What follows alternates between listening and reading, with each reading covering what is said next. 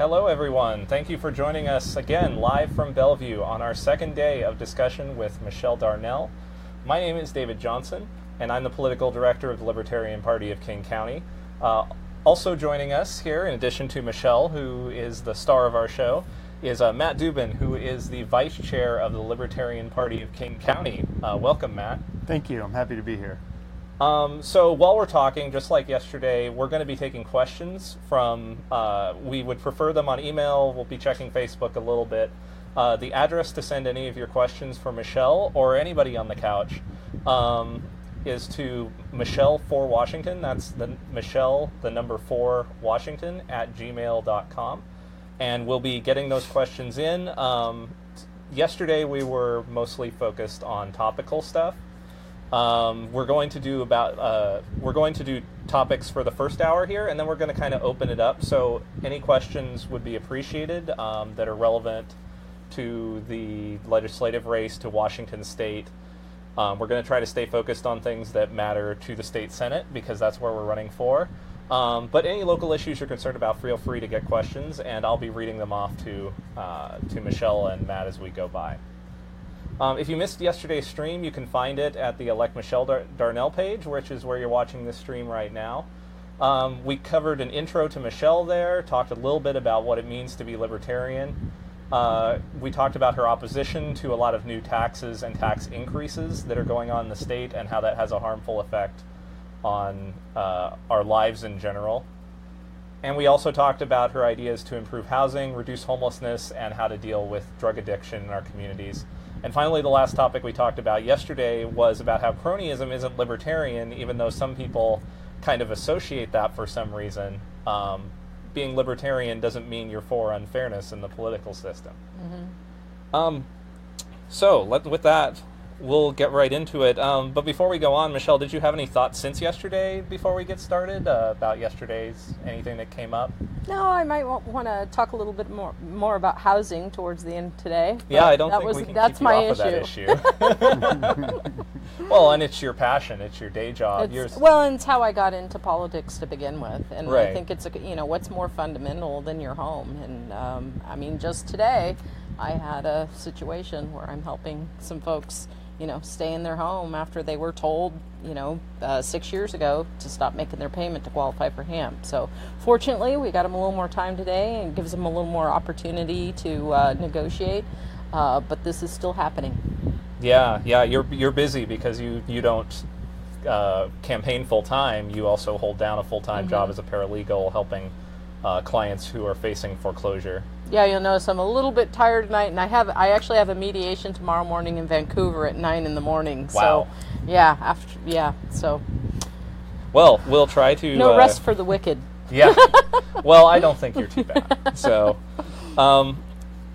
we're going to start off on the issue, an issue we briefly touched on yesterday when we were talking about taxes, ST3. We talked a little bit about transportation.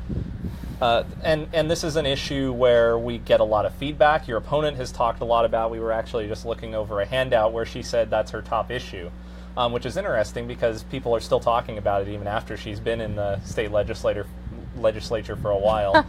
It doesn't seem that much has changed on traffic. Yes, something has changed. It's gotten a lot worse. It is getting worse. I notice my commute times just keep going up. So we talked about ST3. You didn't seem to be a fan of it overall, but you also said that you weren't opposed to public transportation. Mm-hmm. That sounds like that's kind of open to some nuance there and talking about what you actually think is a good model for public transportation and what you think is wrong with ST3. Can you give us some more details about what you support about ST3 and what you oppose with regards to that and public transportation in general? Well, I think we need to open up the door, so to speak, to some more innovative ideas. ST3, it wasn't that I was necessarily or am necessarily against the idea of light rail, but this package was extremely expensive. And frankly, I just read today about the fact that ST2 has gone so far over budget. Some of the funds, essentially we had to pass ST3 to pay for part of ST2. And when I was running in 216, I talked about the fact that ST2 went over budget 84%. And I did the math one day and I was thinking, you know what? With as much as we went over budget with ST2, I could have bought everybody in my district a Prius. You know, I mean, wow. Literally, it's and so that's my concern. And I don't think that we have incentives in place to be innovative and efficient. I mean, you have a government body with no incentive for efficiency, and I think you know, we're going to end up with ST3, 4, 5, 6, and the reality is ST3. I mean, they even state that we won't be using this for 10 to 12 years. And when I think about light rail. And what we have going on right now for public transit, and I think about the demographics of my particular district, we have an aging demographic, and light rail and those sort of ideas don't really meet the needs of that demographic. Now, imagine this, and then when I'm outdoor billing, I talk about this a lot when I run into folks, seniors and whatnot. The idea of pulling out your jitterbug phone and, you know, hitting an app and having a van show up, or having the idea that your doctor might be able to arrange these sort of things. Peer to peer, you know, we have, I love what Tiffany says, let's Uberize everything. You know, let's do away, in a smart way, let's start a conversation about reducing some of these regulations that are prohibiting these private solutions. I think about myself in Kirkland. I live in Kirkland, about 6 blocks up from the water, and I can't tell you, every single Friday, well, not every Friday, but the Fridays we go down to have dinner, I want to go across Lake Washington. I would love a passenger ferry across Lake Washington, you know, a small, you know, there's lots of opportunity for innovative ideas, and I would like, you know, when I'm senator, I want to open up that conversation. I don't have all the answers. I'm not a transportation expert. Vic Bishop with Eastside Transportation, he's someone that I would be talking to about these ideas. There's lots of people in our community that definitely, Daniel with LPWA, transportation, his issue. But we're not even talking about those ideas right now. There's no will in Olympia to really respond to these issues in innovative ways. It's like I said yesterday.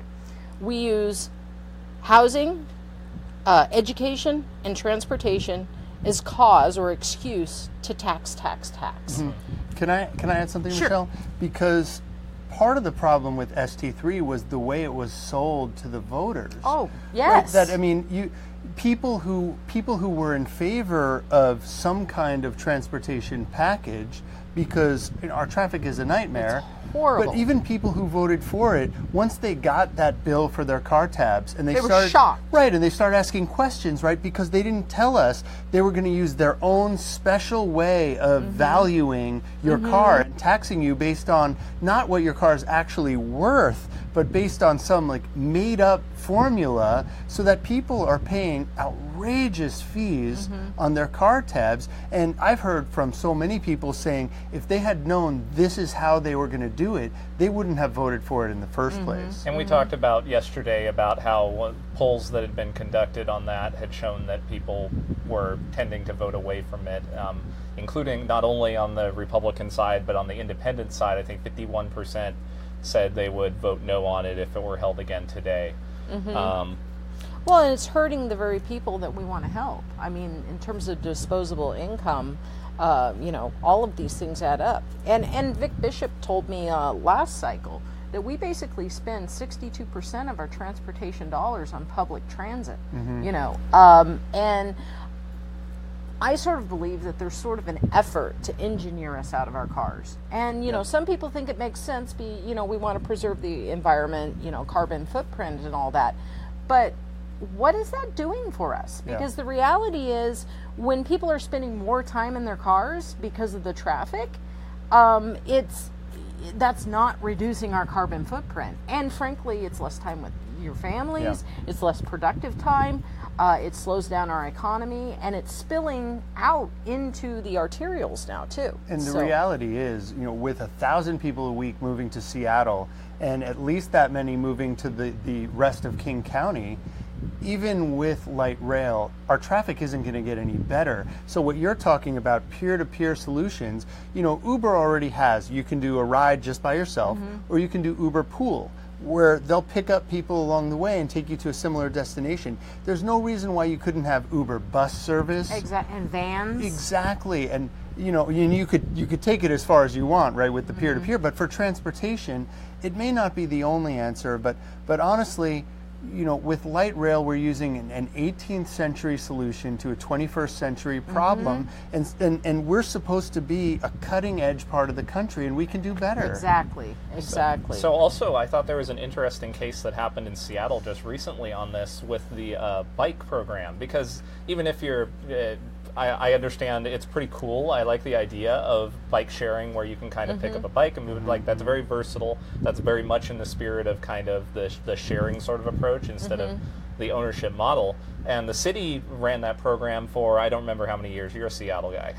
It was two or three years. And it failed. And then now I believe one or two private companies have stepped forward and said, hey, we found a way how we can make money on this and actually make this work for the people, be profitable and sustainable, as opposed to the city effort, which just threw money at it and didn't really have the incentives to make sure that it was sustainable and fiscally responsible.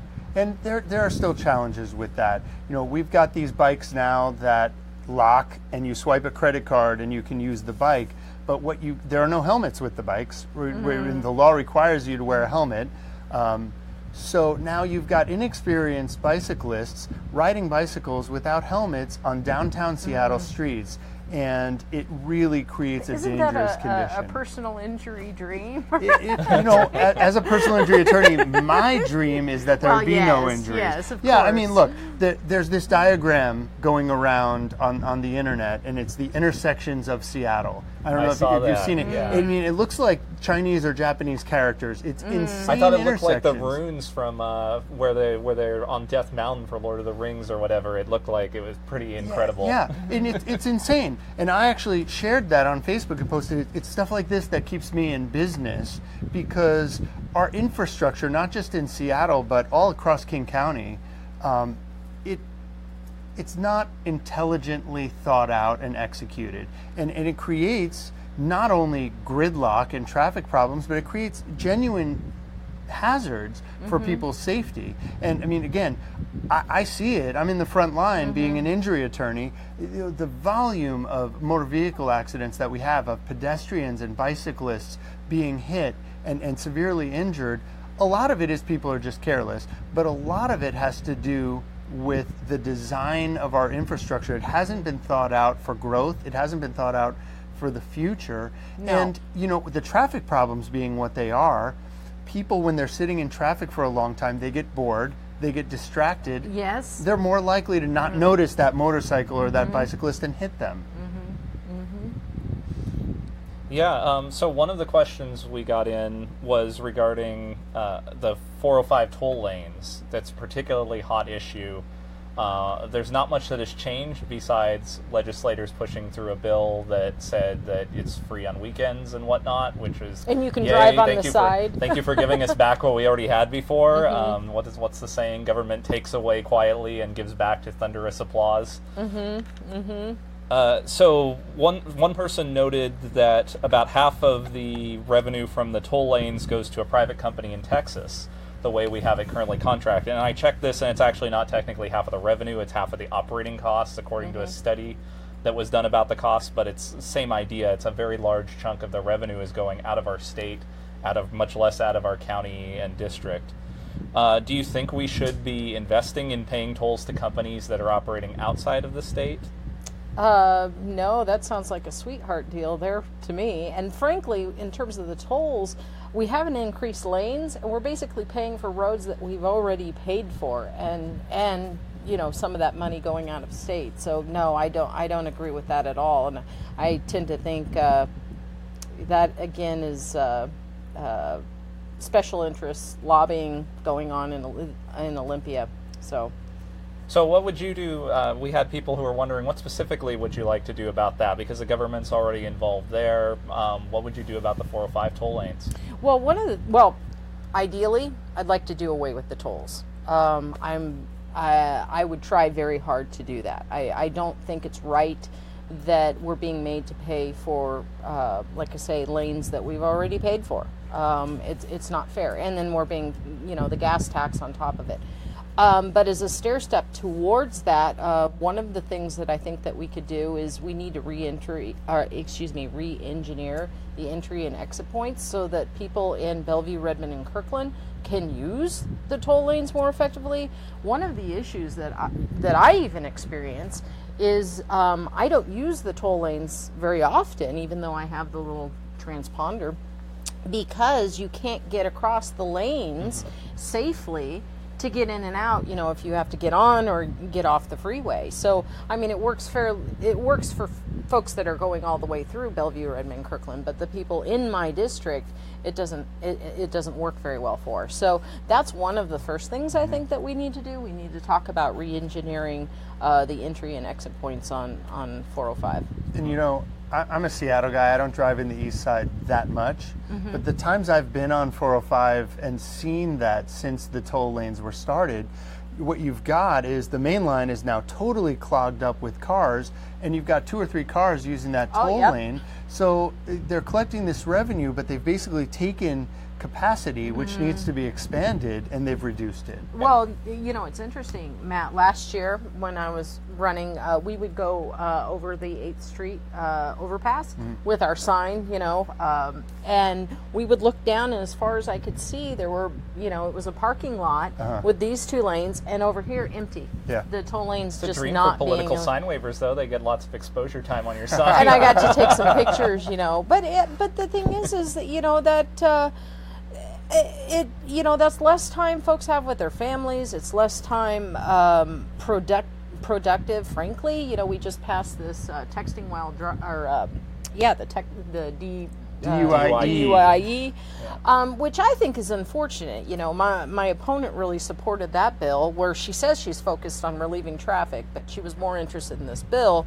Now, nobody's going to support texting while driving. But frankly, when folks are sitting in traffic, they are a little more tempted. They shouldn't be doing it, but they are tempted. And I think her priorities are wrong here. We need to deal with the traffic, and then we could have dealt with that particular issue. And frankly, I went to it was a seminar for farmers insurance, and they were talking about how accidents have actually doubled since they implemented these tolls. So if you want to talk about safety, if we're implementing this texting while driving because of the safety issue, I think that dealing with this toll and traffic situation is definitely a bigger priority. So when I'm elected, I don't necessarily, again, have all the answers, but what I hope to do is bring people from both sides, different perspectives, the experts, and out of that conversation we'll come up with some solutions. But you have to have the willpower to do that. And frankly, right now, I think the Washington State Transportation Department is basically, their focus is engineering out of our cars, and frankly, that's just not going to work. So, and that transitions into a really interesting topic, which I think we talked about on the side yesterday, which is the self-driving cars coming along. And that's one issue. When I think about things like the light rail, I'm really concerned if I'm paying for this and my daughter won't be able to ride this until she's my age.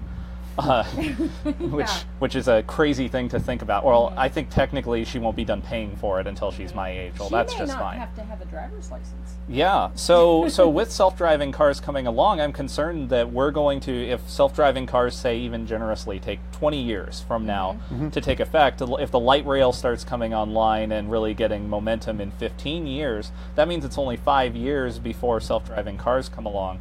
I'm a person who actually takes the bus and I drive alternately.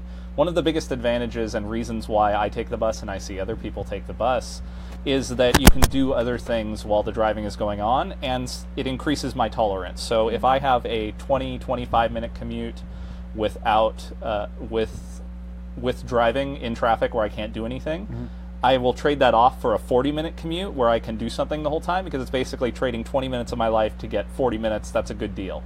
That's 20 free minutes of my life back. But the issue is, if you have self-driving cars, that removes that incentive, because now I can sit in that car, do stuff, just like if I took that bus, and I don't care that it takes 40 minutes. Now I have a 40-minute driving time, twice as bad there, and I still don't care enough to go move on to public transit. What do you think of self-driving cars? Do you think they're going to change the equation a lot?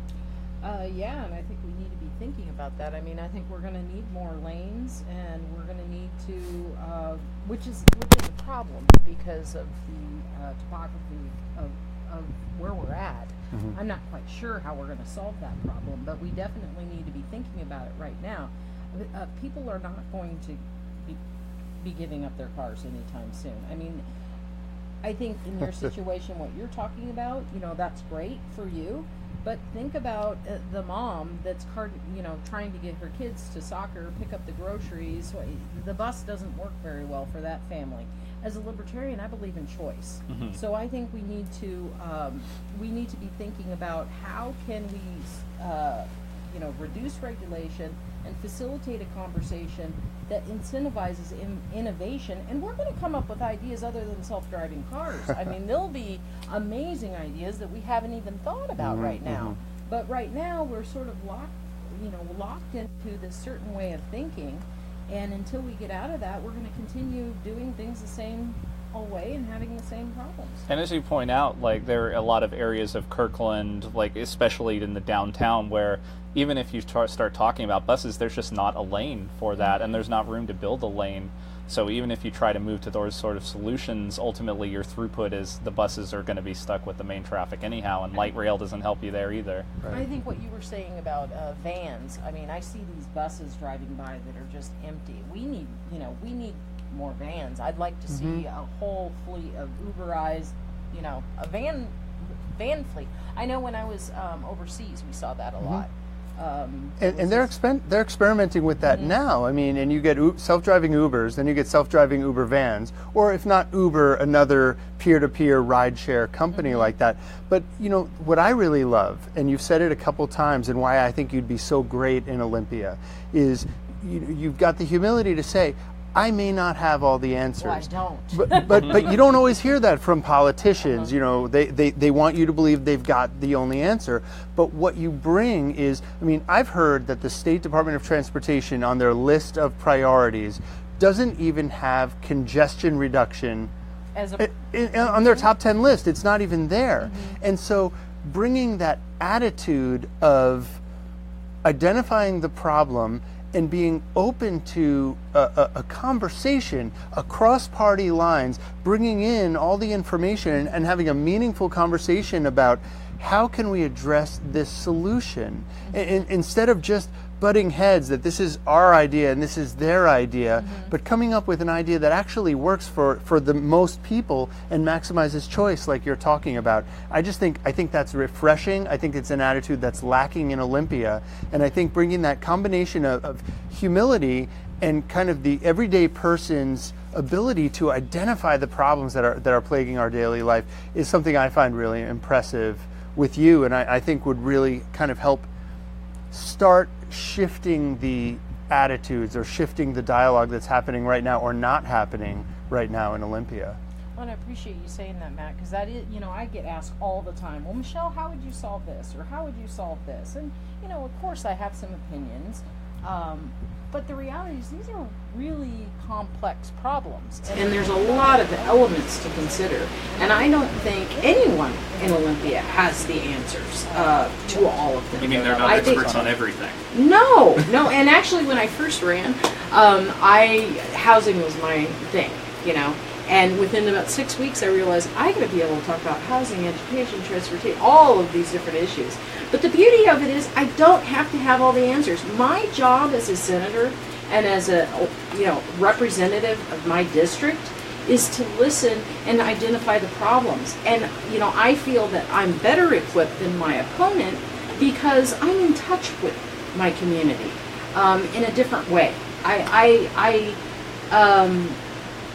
I feel like our representation right now in Olympia overall is out of touch.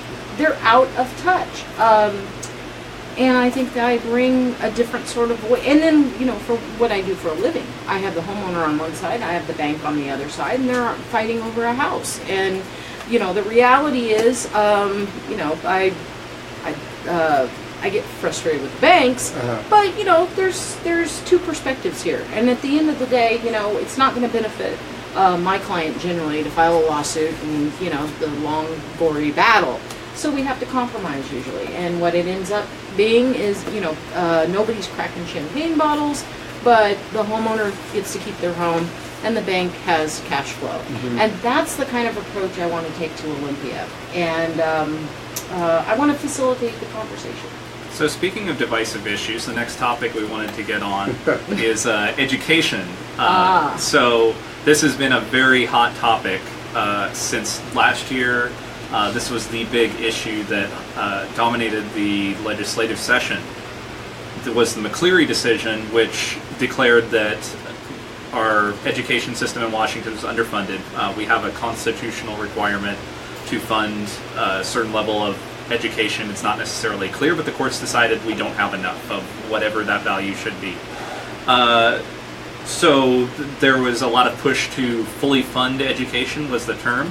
There were both sides of the aisle pushed bills and were fairly uncompromising on them, had very different visions of what fully funded looked like. And well, Barbara Manson didn't even know what fully funded meant. I was at the hearing, and that's the big elephant in the room. Nobody knows what fully fund means. So go ahead. I guess it means blank check. So what they landed on was the operating budget that was accepted was that for K-12 education, we went from $1.8 billion spent over 2017 to 2019.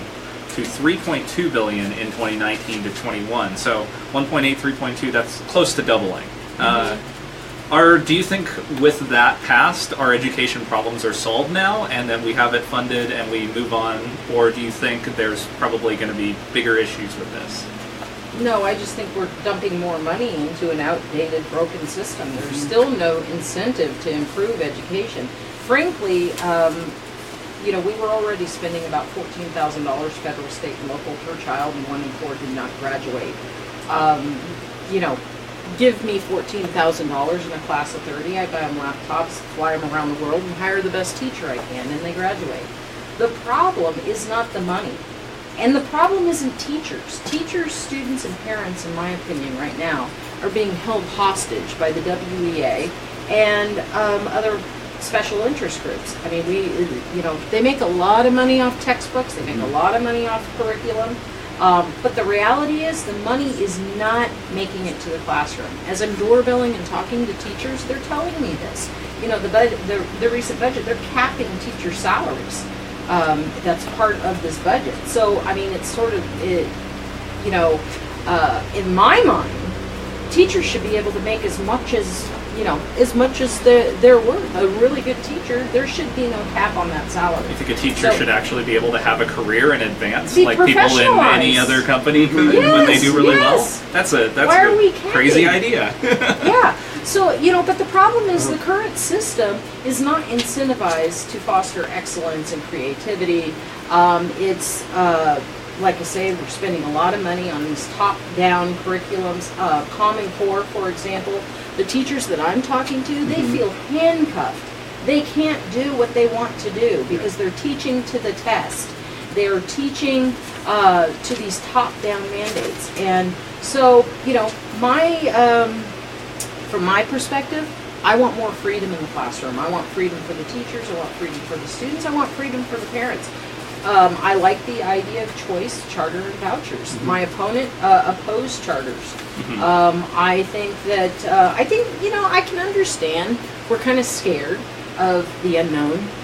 Where might we go? Now, do I think overnight we should just dismantle the public, school system and go straight to choice, charter, and vouchers? Absolutely not. We need to do this in a smart, methodical way. But I think we need to start this conversation. I think it's time we had it. Remember when I mentioned the $14,000 federal, state, and local. Now just picture this hypothetically. What if half of that followed the backpack? and then parents could choose whichever school, and maybe a choice, public, private, or charter.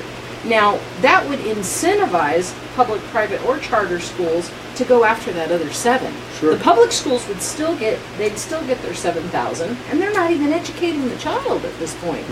But they want that other 7, so they're going to be incentivized. And when they're incentivized, guess what they're going to do? They're going to want to pay their teachers well.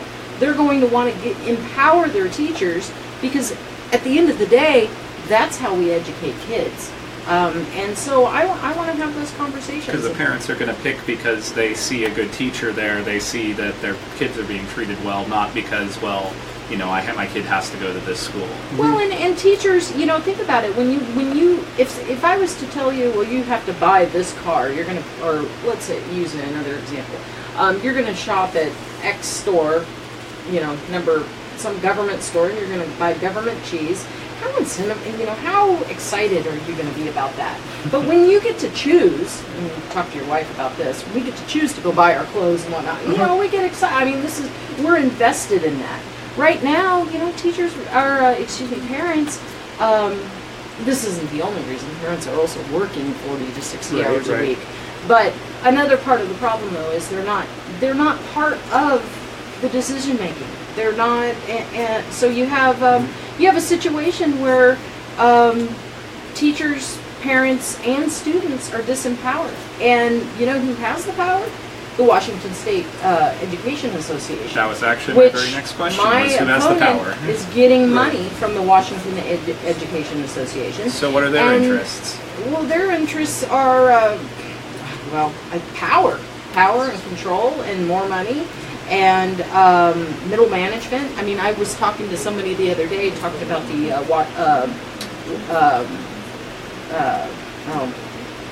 it was one of the school districts here. I can't remember which one. But anyway, he was just telling me the middle management. He said you'd be shocked. I mean, we have all these people that are non-teaching personnel just, you know, walking around in the class or walking around the hall. My son, we were actually over in Oak Harbor, and my son would tell me just about the non-teaching personnel, and yet they were running out of paper. Right. They couldn't afford paper and pencils, but we've got this administration, you know. Well, and this is, you know, David, when you were talking about... Lake Washington, that was the district. Lake Washington School District. When you were talking about what the Constitution, what the Washington Constitution requires, you said it requires us to fund education for everyone, and that's actually not what it requires.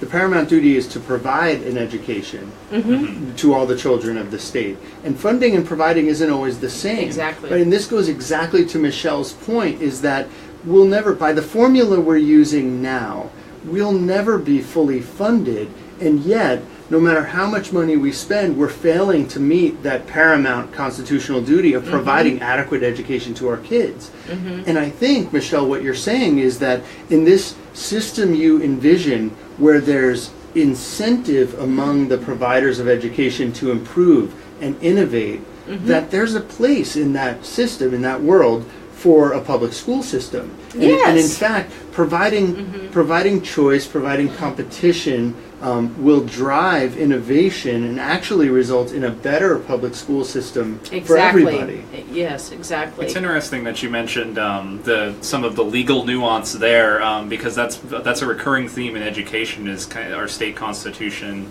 and the legal nuance surrounding that has become a big barrier to really giving power to the people and the voters on this, because there's been a push to really have that dictate things instead of giving the people a lot of options. I have in my notes here, in 2015, the state Supreme Court shut down a voter-approved charter school law from 2012 that was passed by the people of the state with the intent that they had a similar idea to you, that there should be a charter option alongside private and public to balance out our portfolio, to give our children more choice, our parents more choice for their children. And in 2016, there was a bipartisan bill that was introduced to fix the funding issues with that and keep the voter-approved charter schools open across the state, so kids wouldn't literally be kicked out of their schools. In fact, Democrat Larry Springer in the 45th, which is also the Kirkland area, said a majority of voters believe charter schools are a viable option and ought to exist. our job in the legislature is to make them constitutionally legal. That sounds a lot like what you've said in terms of, and so I think there's a lot of across the aisle agreement. Unfortunately, your opponent voted against that bill, and she cited, it was interesting because when she talked about why she wouldn't lower car tabs, she cited constitutional concerns. And with this bill, she also cited constitutional concerns, which haven't cropped up since that bill was passed, despite her voting against it. Well, I find it interesting too. You know, we were talking about some of the problems that we're having just in terms of poverty, homelessness, unemployment, those sort of things, you know, and my opponent would talk a lot about income equality. Well, income equality, I mean, we need to talk about education equality. Why is it that only the wealthiest of families get the best education?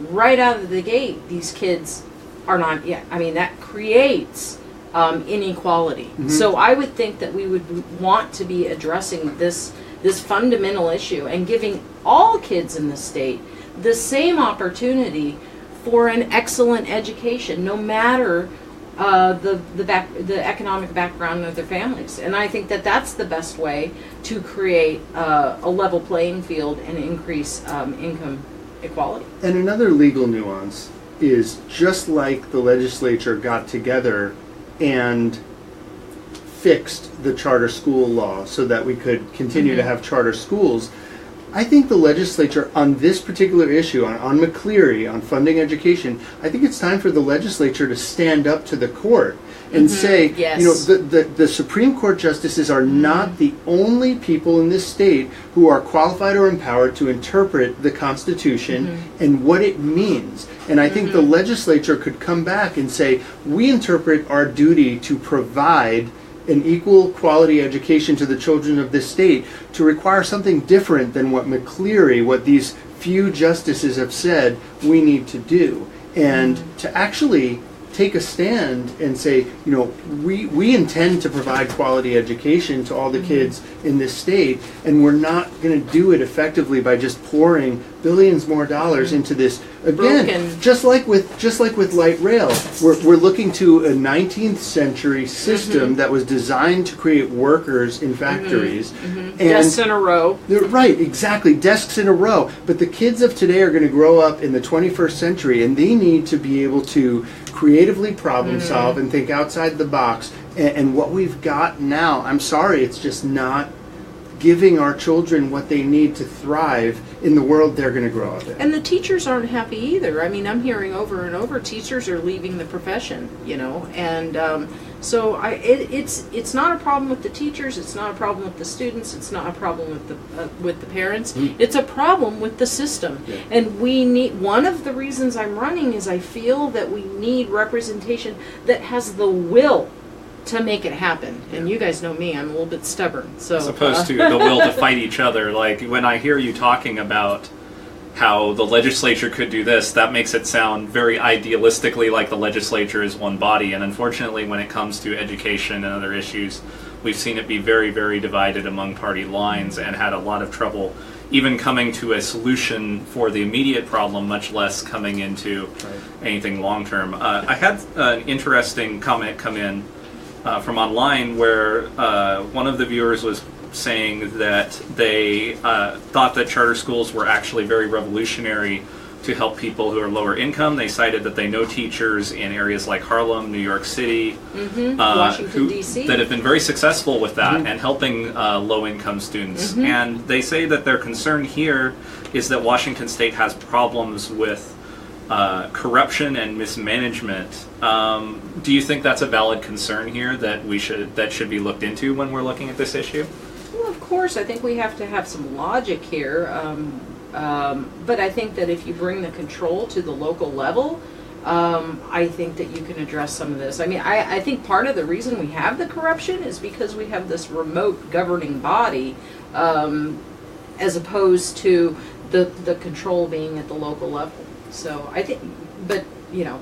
Right, nobody's wants in their own community to have a school that's not serving their community. Yeah, right? and you know, a lot of times I have some friends that are on the other side of this issue, and we talk about this quite a bit. And you know, their concern is that that big corp would take over our school system. But if we have a situation like this, and parents, if they're not getting the product that they want, they will move their kids. They'll move, and I think that is how we can address some of these sort of issues. Well, and the only people who are getting choice right now are people who are on the wealthier end of the spectrum, because private schools are still a thing. You have to be able to take their children to there. You have to be able to afford to pay the tuition, right, and your property tax, because you're getting double dipped here. So.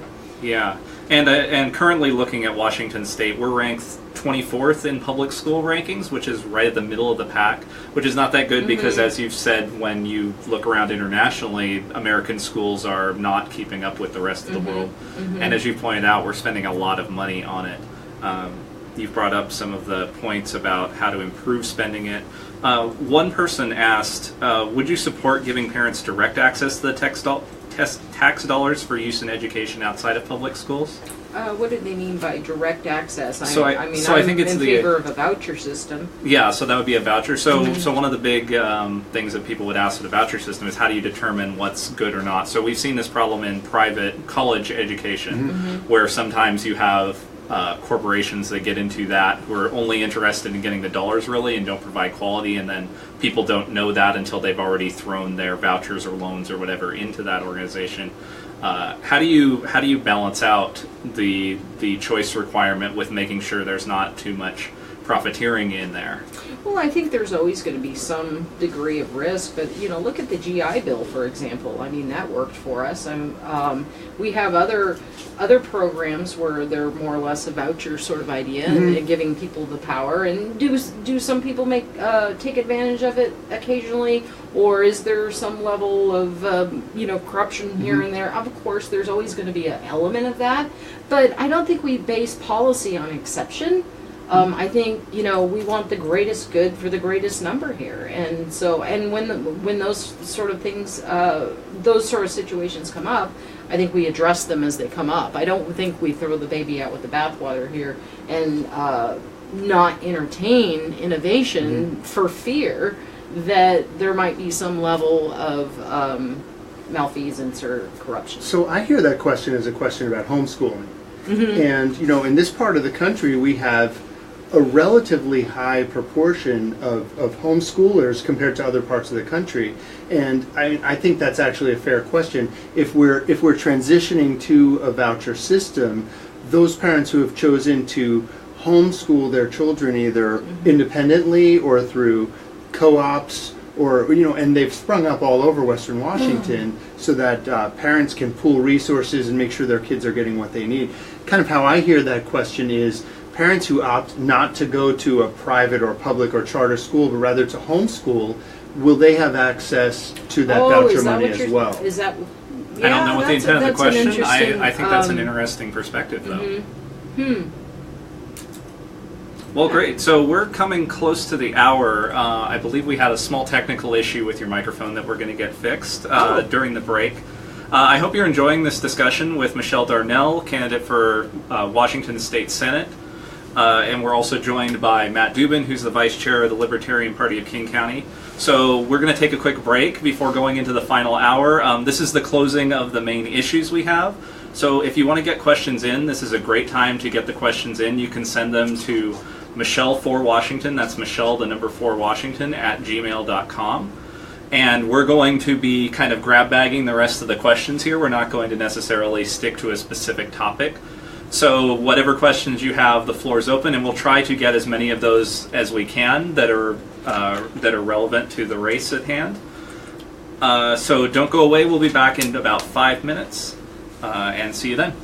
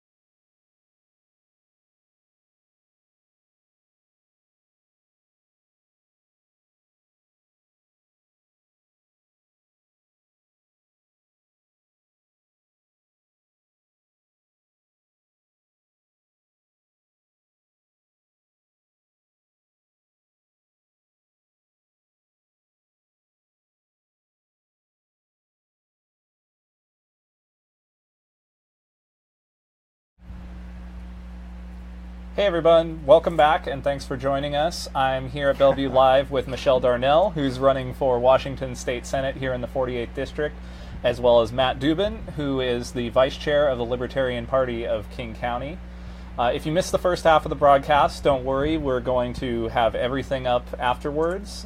We talked a little bit about education as well as transportation. And we also have the video from yesterday, which talked about a number of issues that I summarized at the beginning of this broadcast. All of that will be available at the Elect Michelle Darnell Facebook page, where you're watching this now. Once again, last chance. Going into this last hour, we're going to be taking questions. It's going to be more of a grab bag format. We're going to have an open discussion here. We'd love to hear what you want us to talk about, because we're not going to stick to a particular issue.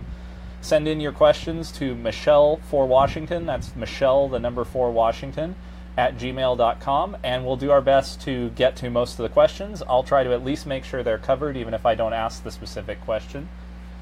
And with that said, let's get back into discussion here. So,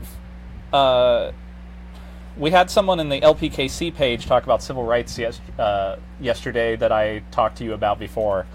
They said they were saying that they understood that the Libertarian Party thought businesses should be free to discriminate by race. I replied that I don't think the platform requires that at all, and that, in fact, candidates have been in favor of existing civil rights legislation, including the presidential candidate for the Libertarian Party. But I know those preconceptions can sometimes affect voters if they think that you're for that. We can talk about how to balance rights like freedom to refuse service with discouraging systematic injustice, I think, like racism, sexism, and so on. Because as a libertarian, I do believe that equal rights is important for everybody. That's the basis of individual liberties, is believing that we all deserve equal treatment under the law. Do you have any thoughts on that?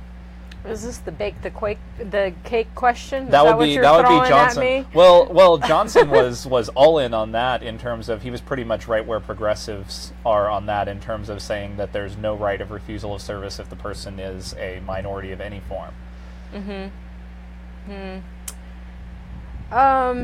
Do you think that at least there's a conversation to be had on that? Because I know some people are really far on one side or the other, saying that nobody has a right to refusal of service if you are a public business that sells to the general public, or on the other side, that everybody has absolute rights to refusal of service. Do you think either of those extremes are where to go, or do you think there's some nuance in there? No, I think you have to have kind of a nuanced position.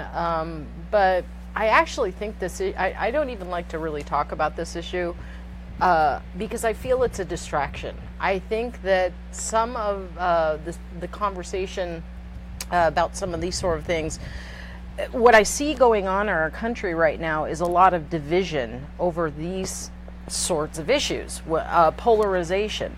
I think that's a distraction from some of the real concerns, the real economic concerns that we have right now. For example, on this particular issue, I have seen libertarians go on and on and on all day, back and forth. It creates a lot of division, a lot of tension. I tend to have nuanced positions. I don't necessarily like. I don't like the idea that. Small business particularly is very personal. It's a very personal situation. I didn't necessarily agree with Arlene over in Eastern Washington, the case where the the florist, yes, the Attorney General came down on her pretty heavy, and that sort of bothered me.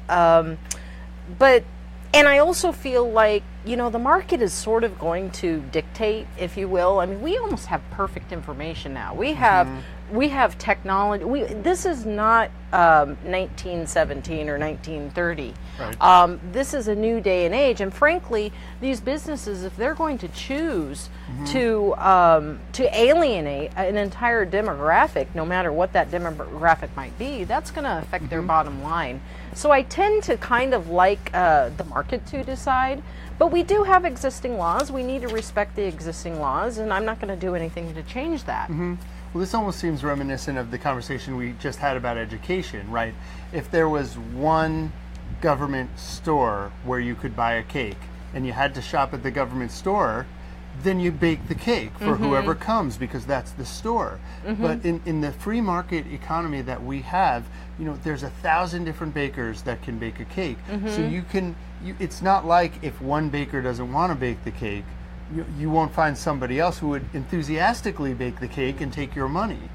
So in the absence of a government monopoly, I think that works. And I just want to add, because I'm so proud to be libertarian, that I think libertarianism is I don't want to compare to other philosophies or other political ideologies, but I mean, the idea of lumping people into groups by race or religion or sexual orientation and identifying them by that group membership and giving them different treatment, that is so contrary to everything that libertarianism is about. We respect each individual as being important, and some would even say as being sacred, and it's their nature as a person that entitles them to their rights, not their membership in a particular racial group or a particular sexual orientation. And I think, getting beyond the narrow issue of, should they bake the cake? In general, libertarianism respects people and at the their individual level. Right, so everybody talks about diversity and how important diversity is, but when we're trying to jam a one-size-fits-all solution from the top down, it makes our diversity into a weakness. It makes us brittle. And I think there's a lot of lack of faith in our culture. I mean, in Seattle, I can't imagine somebody very easily getting away with telling a black person to leave their establishment. That establishment would probably not survive the night around here. I think we have a culture that doesn't respect those sort of things, and that person would find themselves much more alienated than the minority. Well, I think a lot of people who are concerned about this issue probably come from a different background on that, or different areas of the country, which aren't even really a matter of this particular topic. I actually went back to the florist and visited the shop and talked to them, and they said there actually wasn't even an issue between the two original individuals. The issue was later on. The community kind of created this situation, but the two they hugged, and there wasn't, and that goes back to my point earlier, is I think that we are starting to maybe veer a little bit too far. We're creating issues where maybe there doesn't need to be. There's a lot of tendency to escalate, I think, exactly. because I think in a healthy democracy, in a healthy civil society, we should come together and say, hey, I really don't like what you did. Let's pressure. Yeah, I'm going to talk to this other guy about how I don't like what he did. I'm going to talk to this other guy, and we're going to come together as a community and have a hard conversation with that guy and say, we don't respect what you did. You should change, and that person will feel the pressure of the community. And if you have a community that is sufficiently diverse, I think that is a great solution to the problem. And I think when you bring government in on it, it actually causes people to divide and move away from those, because it's kind of the nanny state mentality, where this idea is that because there's the teacher watching the playground, I'm just going to go tattletale every time, instead of really sitting together there and saying, hey, you threw sand at me, I'm going to figure out how to come to an agreement and make up with you as an individual, and kind of develop those more adult skills or civil society skills, I think, in general. So we had a couple questions come in on the topic of raising taxes. So, I mean, we talked a lot against taxes, and you know, any libertarian is probably going to talk against taxes, especially when our rates are as high as they are. The concern a lot of people end up having is that libertarians just don't know when to stop cutting taxes, are going to either put us into debt or start taking out essential programs that are going to, you know, take us back into the Stone Age or something. What are sort of the principles that you think of when you think of what is appropriate to tax for, or to raise taxes, or to expand budget for, versus things that are probably not best done by the state or done by taxation? Well, essential services. I think about mental health, and right now, you know, we have a situation where you have sort of mental health and education competing over tax dollars. But even given that, I mean, you know, I think that taxes should go to provide essential services. But even given that, currently, the way the situation is, I think we need to really look at what we're spending our tax dollars on before we even start to consider raising taxes at this point. I mean, I like the idea that Matt was suggesting when we were off air of an audit. I mean, we really need to examine where this money is going right now. And then, you know, I have maybe a little bit nuanced position. My libertarian friends are going to throw rocks at me here. But, you know, we just came out of the recession where the banks took about 40% of middle class wealth. Nationally and also in our own state, we've had over 600,000 people lose their homes. And in a way, that has sort of pillaged our communities, and we're now having to deal with, you know, mental health concerns, law enforcement, homelessness. I'm almost a little bit with Bernie here in terms of a Robin Hood tax, something like that. I mean, I'm not saying I'm going to go there, but I think it's something that we might want to talk about. I'm more inclined to support something like that than any more taxation on the middle class or individuals or small businesses. But again, like we said yesterday, my first inclination is sort of, it may even be counterintuitive, is to lower taxes and create wealth versus wealth redistribution. So I don't know if that answers your question, but philosophically, I think we need to be going in the opposite direction. I mean, every single budget includes a wave of new taxes, and I think we need to look at what that money is being spent on, and consider lowering taxes like the B&O. I'd like to see the B&O go away, and let these small businesses get up and thriving and hire and provide jobs and wealth for our community, and make the pie bigger instead of fighting over the pieces of the pie. And I think that's one thing we talked a little bit about yesterday, is how a lot of times when people think about something like the minimum wage or these business taxes, they think, oh yeah, it's the big Walmarts and stuff that are going to be hit the hardest by this, and they're going to finally give back to society. I think in practice what we see is that when you're a Walmart, you have a lot of options in terms of how you can restructure your stores, how you can restructure the way you conduct business in general, your distribution chain, how you reach customers. All of those things are really options that you control the whole pipeline on, and you have the cash reserves to really adapt your business to anything the law throws at you. Whereas when you're talking a small business that's just, we're meeting the payroll for our employees, we just need some people, some hands in here to do whatever straightforward work needs to be done, there's not really a whole lot of options. You can't go restructure your business model, go invest in automation or anything like that when you're just a small business looking for a little bit of labor. And so it ends up driving those businesses out of business. Exactly. And then you're stuck with the Walmarts actually having more control of the market.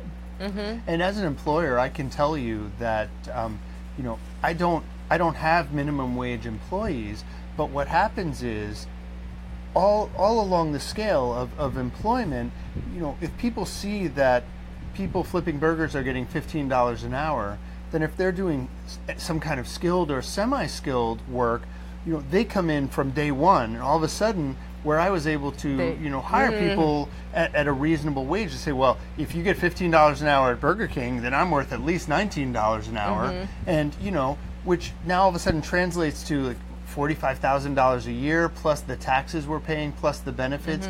And when as the owner of a small business, it makes it harder for me to grow in Washington. It makes it harder for me to hire more people, and so the net result is, instead of rising everybody up, there's, you know, one less employed person. And it's particularly hard on youth. Youth unemployment is a real problem right now, because you're basically raising up the ladder.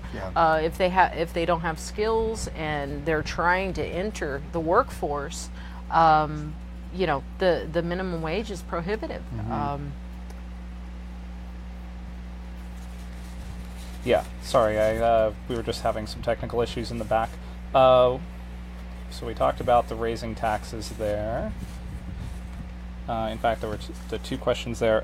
Another one I had was part of running a political campaign is raising money. We talked a little bit yesterday about how your opponent gets a lot of money from special interests. How do you get your money? Who donates to you?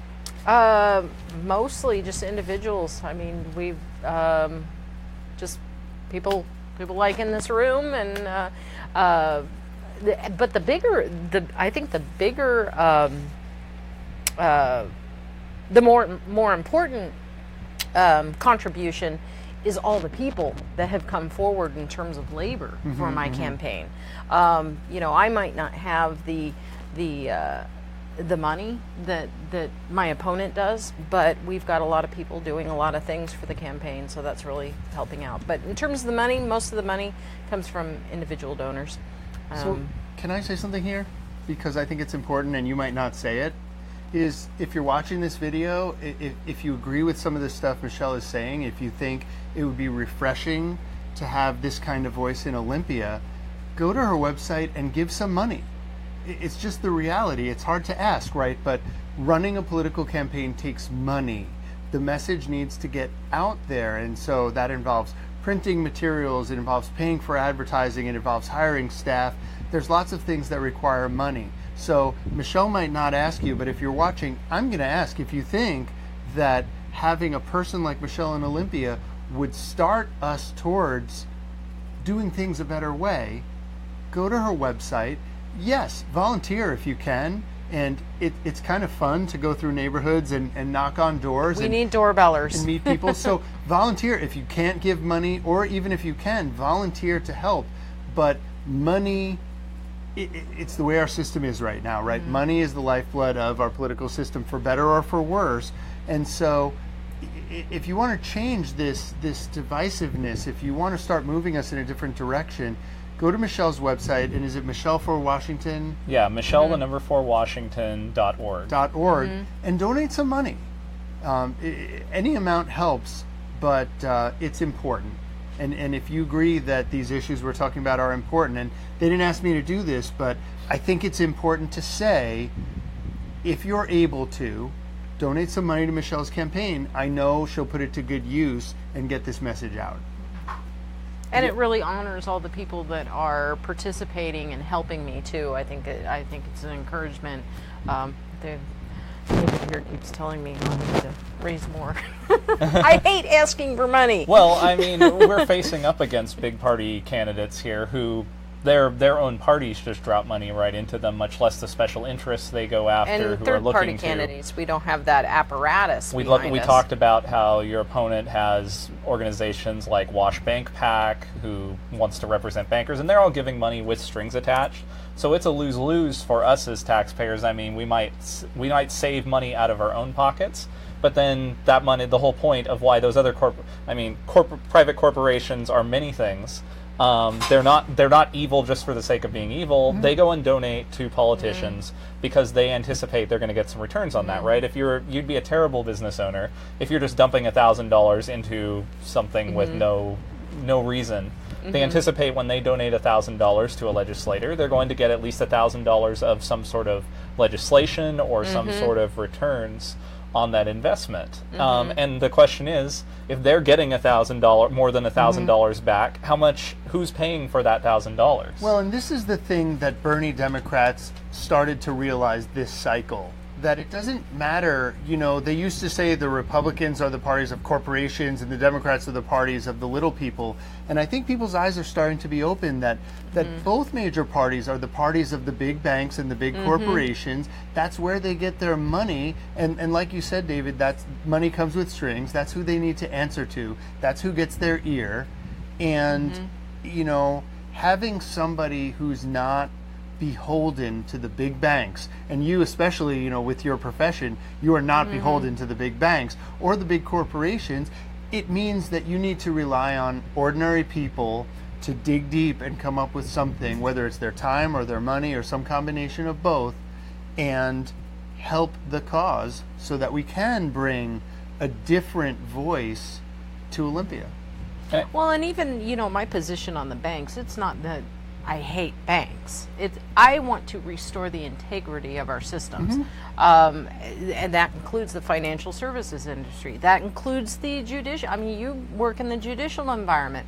I'm not necessarily adversarial to any of these, but I want to talk about how can we improve things and make things more fair. And with respect to the banking, I just think we need to level the playing field here and restore some integrity and trust in the system. I mean, I literally know people that have said they're sort of reluctant to take out a loan from one of these particular banks or to engage with these big banks because of the track record over the course of the last few years. Yeah. So, in the long term, restoring that integrity is going to be good for their bottom line. And I know you've spent years talking to current legislators trying to get them to do something about this. And they don't do anything.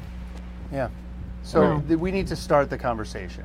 Yeah, and you have to have, and at very least, when candidates run against incumbents, it creates pressure on that incumbent on these.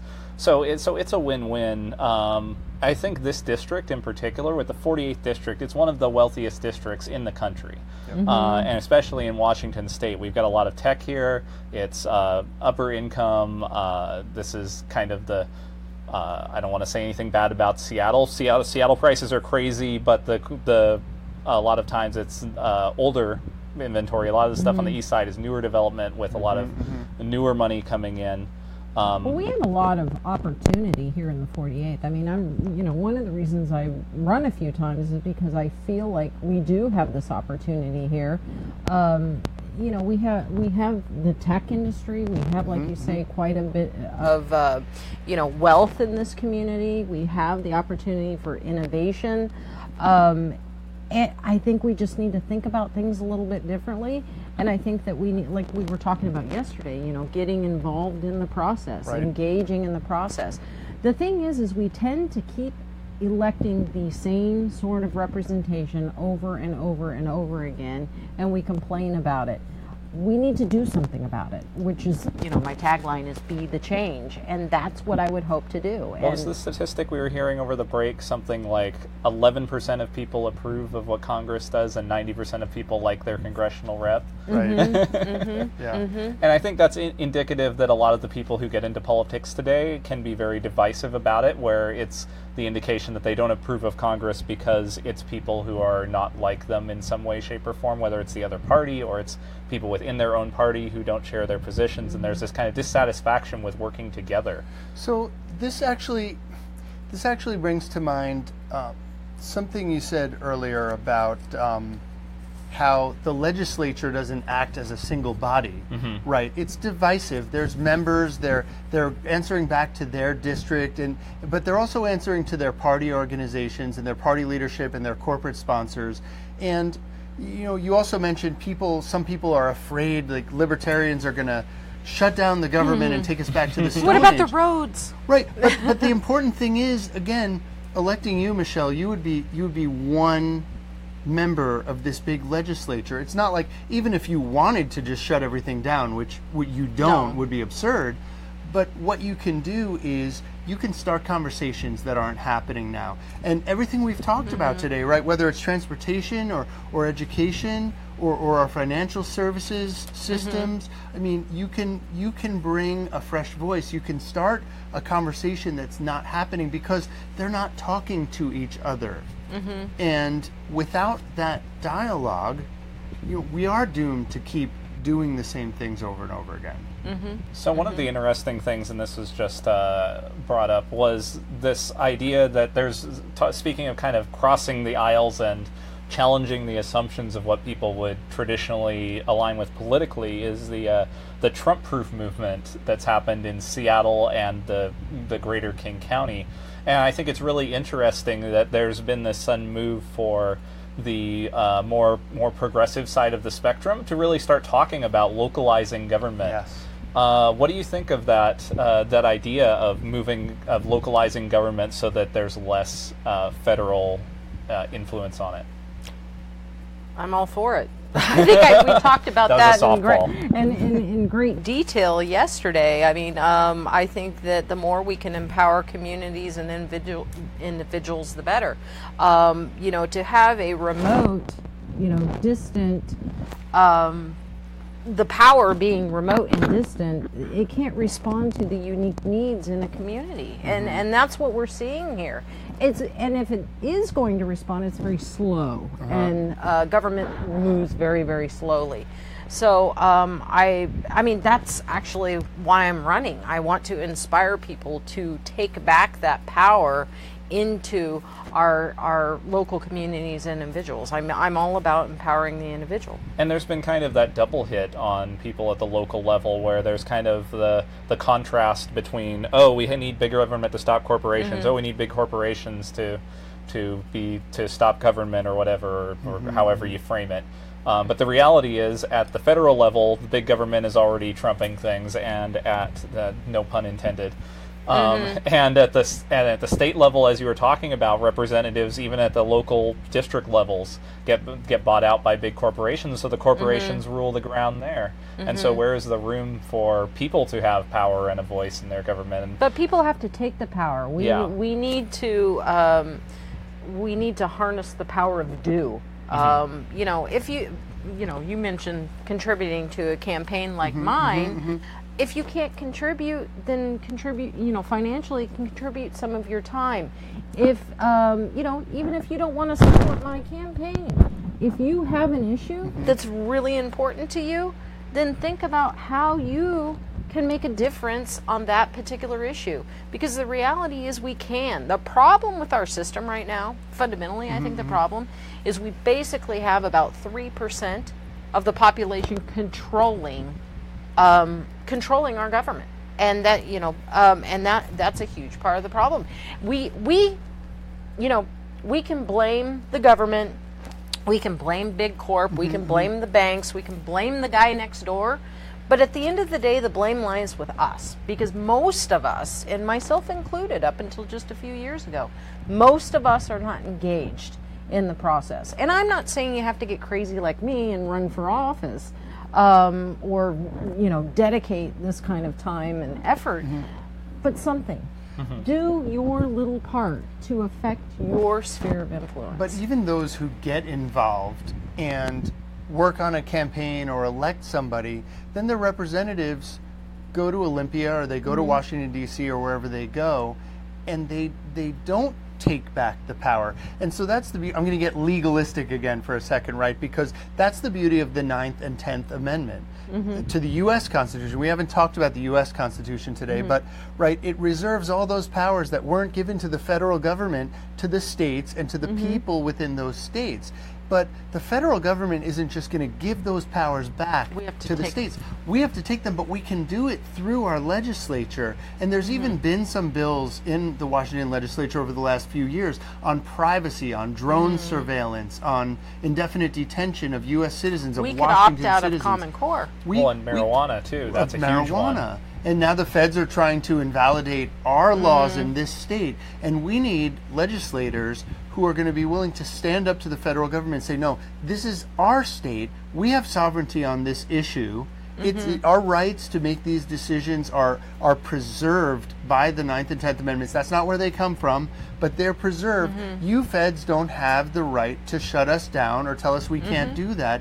And right now, we don't have, for the most part, there are some very excellent legislators. There's a few. We talked a little bit actually earlier about how Michelle's opponent is, she is a lawyer, but she actually, on multiple issues that we talked about, she's come down very much on the side of being afraid of challenging the Constitution of the state, challenging federal, about really standing up and saying we're going to take this to court, we're going to actually fight on this issue, or even talking about like being a leader in constitutional reform. We just see a lot of kind of very defeatist mentality that comes out and say, well, just revert to the status quo. That's one of the hardest parts about working for reform, is that people all hate the status quo, the 11% approval rate of Congress and stuff. Right. But they're very, very quick when there's any small problem with an idea or a candidate.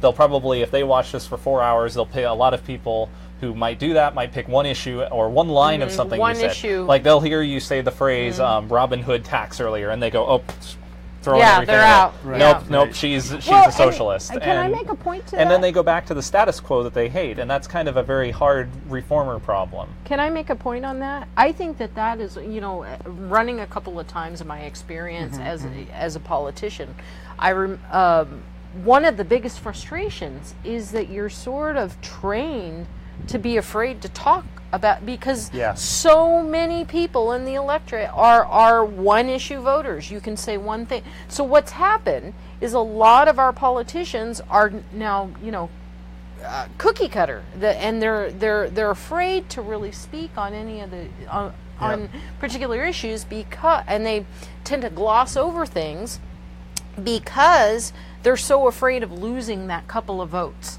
And so I think as voters need to be a little more sophisticated than just being a one-issue voter. And so look, David just said your opponent is afraid to take on the federal government, or has been afraid to, take a stand on constitutional issues because of the potential consequences. And you've talked about candidates being afraid. Well, look, when you're elected every 2 years, you're always a candidate, right? And so when our legislators take the oath of office, right, they swear to uphold the Constitution. And this goes back to my conversation about McCleary, right? It's that it's not only the members of the Supreme Court who are empowered to interpret the Constitution. We elect legislators, they swear to uphold the Constitution. If you believe that it preserves a right, or that it creates an obligation, then as a representative, you've got a duty to stand up. And if it's going to result in some conflict, or if it's going to ruffle some feathers, you can't be afraid to do what's right because you're so focused on getting reelected. And I think that's really a syndrome that we've seen, not just here, but all across the country. And again, we're left with the status quo, which nobody likes. Yeah. One question that came in. What do you think? And this, I think this is usually more of a federal issue. What do you think of the idea of a flat tax? Or I guess that would kind of speak to like how I think I would broaden that question a little bit more to what do you think about the idea of kind of looking into a more holistic reform, and what might that look like? At the state level? That might be something that looks like a more fair tax. We talked a little bits and pieces about what you think of one thing or another. Well, one of the things we talked about yesterday was the sales tax. I think one of the things we could do is talk about how to make the sales tax more fair by increasing exemptions, by, we talked about how Oregon doesn't even have a sales tax. So here, people be below a certain income threshold, they could get exempted maybe across the board from the sales tax. How we would structure that, I'm not quite positive, but that's a conversation I think, I hear a lot how the sales tax is so regressive, but we could make it more fair. And frankly, I think the sales tax is more fair than an income tax, because the reality is I can opt out of a sales tax. I can't opt out of an income tax. That's right off the top. So I think that we should talk about how can we make the sales tax more fair. Perhaps a family below a certain threshold would be exempted from the car tabs. Let's talk about taking our current system and making it more fair instead of adding an entirely new layer of taxes. And I think that takes some creative thinking. Sure. And you could exempt a whole category of necessities of life. Exactly. Whether it's food or clothing or things like that. And there's all kinds of. This goes back again to, you don't need to have the exact answer, but nobody is even having the conversation. Right? Well, some folks who are on food stamps, for example, they have their card. Those folks could be exempted from having to pay sales tax for clothes or school supplies. I think there's a way, if we have a will, there is a way to think about how to make our current tax system more fair. But I think there's an issue with that, and just for the sake of discussion here, when you talk about exemptions from taxes, and this is the problem we run into with the big corporate tax exemptions, but it also applies to exempting a particular type of goods and stuff, is that there becomes this race to become part of that class of goods, and that kind of pulls lobbying money into the government. So you talk about food stamps, for example. There's companies that have whole people dedicated to how do we lobby a politician to get to qualify for food stamps, because that's going to be millions of dollars or more of revenue for our company that's going to come in from the state. And if we fail at that lobbying, we lose millions of dollars. So our incentive as well, wouldn't hurt to put a few $100,000 into spreading out across the state to as many legislators as we can. So how do you avoid cronyism when you're trying to talk about kind of adding nuance to the tax system? Well, I think we have these sort of conversations. Yeah. It's tough because, it just occurred to me while David was talking, your other suggestion where you take people whose income is below a certain threshold and exempt them from the sales tax, then what we've got is people reporting their income to the state, and which is the first step towards the state implementing an income tax. And I just think, it really creates a slippery slope where how are we going to report our income to the state to determine whether we're exempt from a sales tax or not, and what is the state doing with that information? And I think the point again is that we're not going to solve the question of what is the fairest way for Washington State to tax people sitting here on Facebook today. No. Right. But the idea that we need to bring some open-mindedness and some creativity and some innovation to the conversation that hasn't been happening for far too long, I think is at least one apparent conclusion from this conversation. So I think that probably almost answers the next question I got here, which is how do you reduce the partisanship and divisiveness in Washington politics? Conversations talking about things seems to be a start, but do you think it's just if Republicans and Democrats or other people on further or anything just talk to each other more that would solve the problem? Or what do you think the more systematic causes of that might be that we can help address and that people supporting you can help address through supporting you? Well, I think it is conversation. I think it's interaction. I think it's relationship. It's I don't think you can force people to get along. if you're suggesting that the government needs to do something here to solve this problem, I would disagree. Get the government to solve partisanship. Sounds like a great idea. I think the government is doing a good job of, creating more problems. But I think, how we solve part of this is, we need leaders who are going to rise above the party politics and who are going to work to facilitate the conversation and bring different viewpoints together. And, I think that that's how we sort of overcome this. And we have so many politicians right now that are sort of throwing red meat out to the base because, this stirs up my base and this is how I can get elected. And I think we need to get away from that. I think we need to, I would like to see a lot more people run for office. I'm hoping, whether I get elected or not, I'm hoping that I'm inspiring some people, setting an example, showing people that anybody can do it. I'm just a girl from Ferndale, and I'm learning as I go, and I think that the way we correct some of the things that are going on in Olympia and as well DC is we replace them, and to replace them we need to have people stepping into So the a question that just came in that's on that line: what do you think about the idea of term limits? Term limits, I actually don't really like term limits. And the reason being is, for example, if a third party candidate like myself actually got elected, it takes a little while to get things done. And I think that term limits are actually prohibitive to third parties. It's really hard for us to get someone in there to begin with, and then once we do, boom, they're out. And I don't know, what do you think? I'm thinking if you got elected, it might start bringing the Republicans and Democrats around on term limits. like the top two system, right? They're like, well, we need to keep it straight for voters. That's kind of how it tends to go. Right. I think, as far as what you're saying, I think once we start to get libertarians in government, I think the floodgates are open, and I don't think there's any shortage of people with good ideas.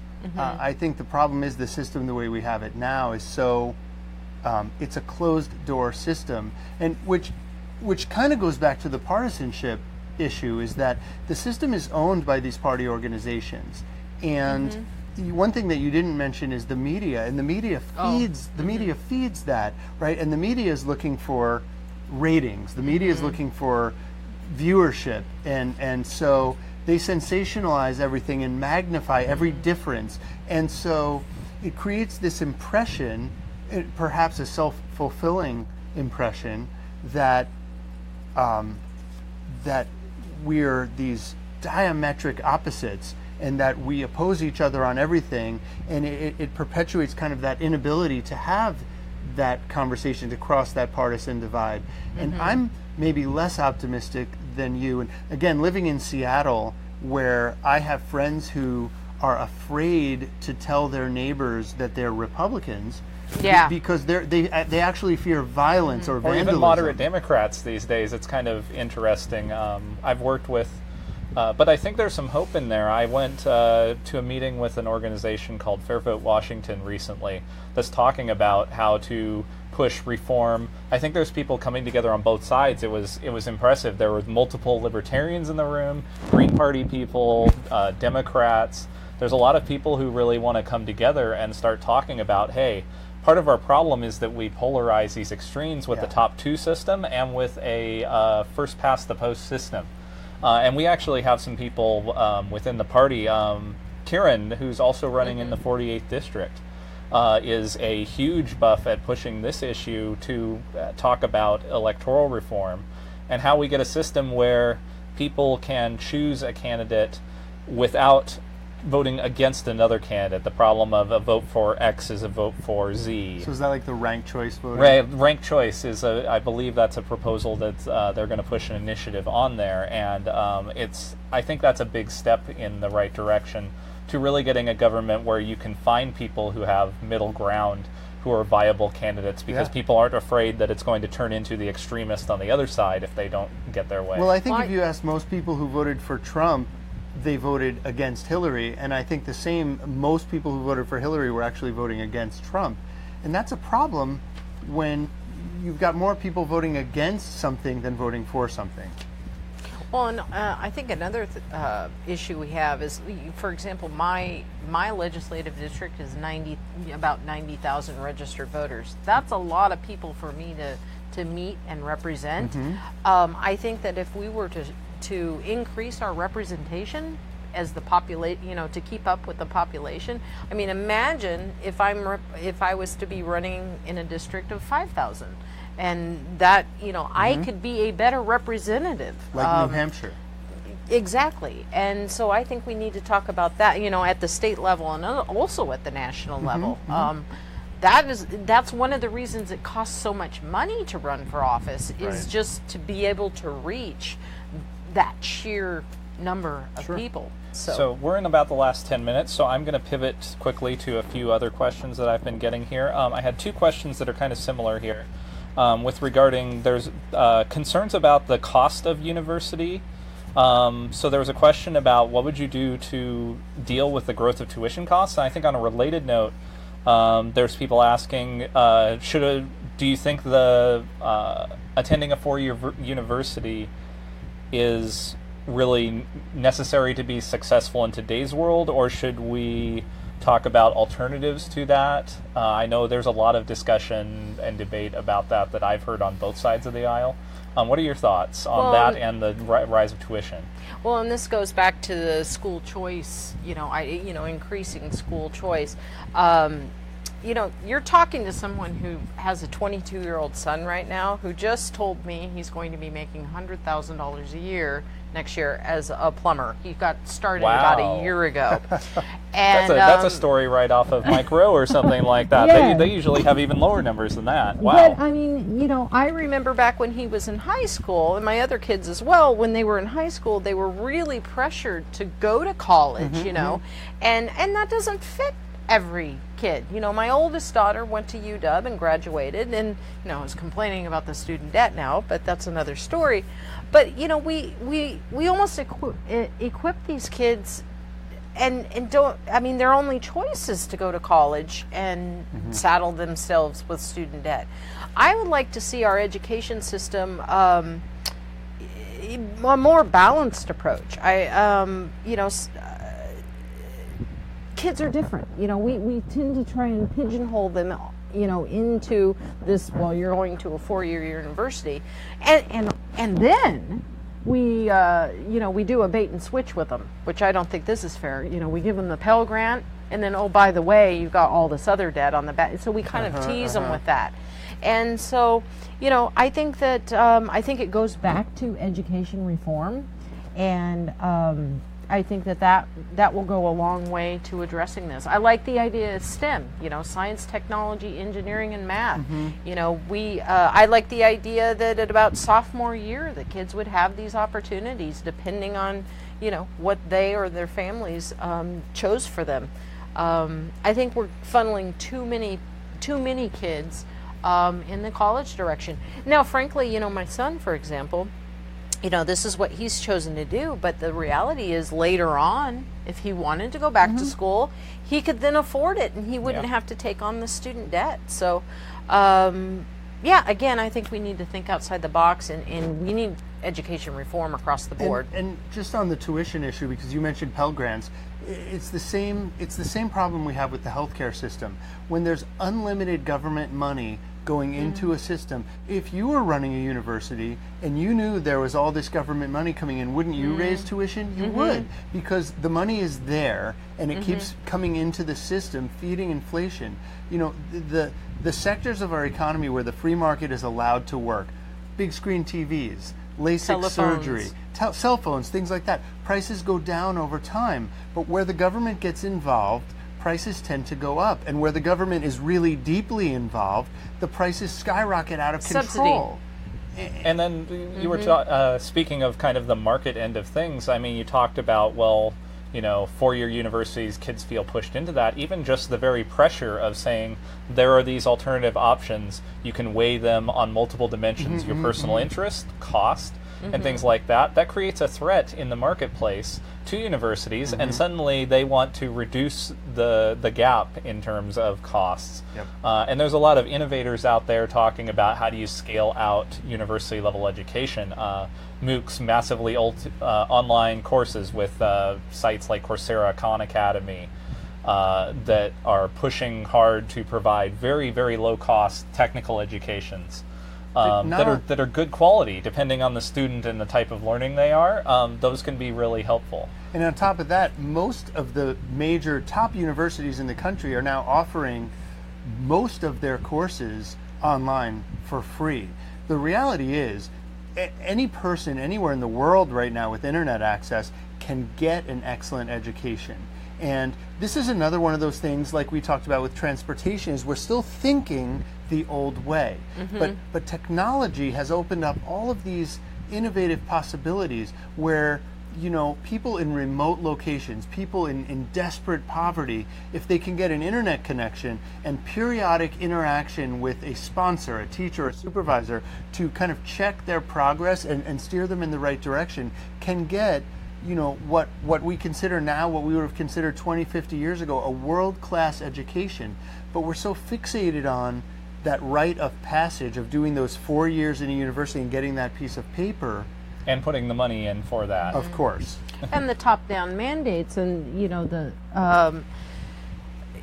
there's a difference between external motivation and internal motivation. You know, with these sort of options where kids could and families could really pursue a variety of options, these kids they would soar. Yeah. I mean, kids are like fish. You know, you have a fish tank, and you get it bigger, and the fish will literally get bigger with the bigger size fish tank. And that's the way kids are. Kids, if you give them these tools and these opportunities, you do not have to teach a 2-year-old how to walk. He wants to walk. Right. He wants to grow and prosper, and that's the way kids are. But our system right now is stifling them. I saw it in my own kids. I had to push, my 22-year-old. I had to push him along. My oldest one, she was always academic, but the other two, about sophomore year, they were checking out. The school system just did not serve them. We had them in private school back when they were in about first, second, third grade, while we could afford to do that. And that was a great option. But when they were, in public high school, they checked out. They were bored with it. As a parent of a 1.5-year-old, when I hear you say kids are like a fish, I just think they flop around and they're hard to hold on to. So we're in the last few minutes of the stream. 2 rapid fire questions, because it's a grab bag, so we're kind of shifting topics very rapidly. You never know what you're going to get. I'll push the hard ones off to. Do you think welfare recipients should be drug tested? Because this can be a hot issue sometimes. Welfare recipients drug tested. I don't know. What do you think about that, Matt? So, it's an overly simplistic question. It is a pretty... I think our welfare system, the way it is structured right now, provides so many disincentives for getting off welfare. In fact, the government agencies that administer our welfare programs measure success by how many people are they serving, right? Instead of how many people are they getting off of welfare. So I think we need to explore really systematic welfare reform. I don't think drug testing welfare recipients is the answer. It's kind of a symptom of things, and there's a lot of talk among libertarians about the idea that welfare, when you create welfare systems that try to zigzag people through it, one, you drop people out of the system because people have a hard time navigating paperwork and doing people who are on welfare, the least likely to have the time and ability to get around, at least the people who genuinely need it, who are handicapped, who are elderly, who are otherwise having problems running their own lives, don't have a car. And the more you try to put more restraints on how a person can live their life there, create more opportunities for them to fall through, to lose that, the more opportunities you create for it to be ineffective in the first place. And then instead of dumping your money and getting 50% of the people rising out of there, you dump maybe 3/4 of that money, but then 75% of them fall through and you're just doing worse. Yeah, I mean, I think the bigger problem is that when you can live a better life on welfare than you can getting an entry-level job, then there's no incentive to ever get off that welfare train. And with the ACA, with Obamacare, and now Medicaid, which used to be considered welfare, now they don't even call it Medicaid anymore. It's the state health plan or AppleCare or Molina or whatever they call it. But all of a sudden, more and more people are on Medicaid, which again is a needs-based public assistance program.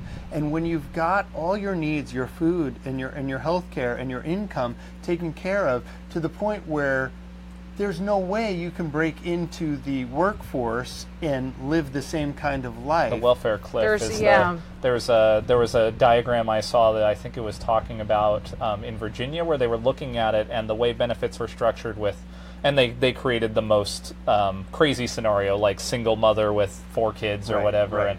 But when they looked at it, there was gaps as big as from $30,000 to $60,000, where you're losing benefits at the same rate you're gaining them, and you have no increase in your spending power unless you're going from $15 to over $30 an hour for that sort of thing, which is crazy, because who's going to enter the workforce and try to work for the same standard of living from $15 to $30+ an hour? So you've got to be compassionate, right? You don't want to just take away people's welfare benefits. The problem isn't the welfare recipients. And so, I mean, my answer to the drug testing would they're be being no, completely that's not rational. the problem. I mean, it's a rational decision, right? If you're not going to get more by investing more work in something, why would you do it? Like, that doesn't make any sense. Michelle, just like you said, before raising taxes, we need to audit the state government, right, and see how they're spending money already. I think this is another one of those things. We need to look at what's the real problem here.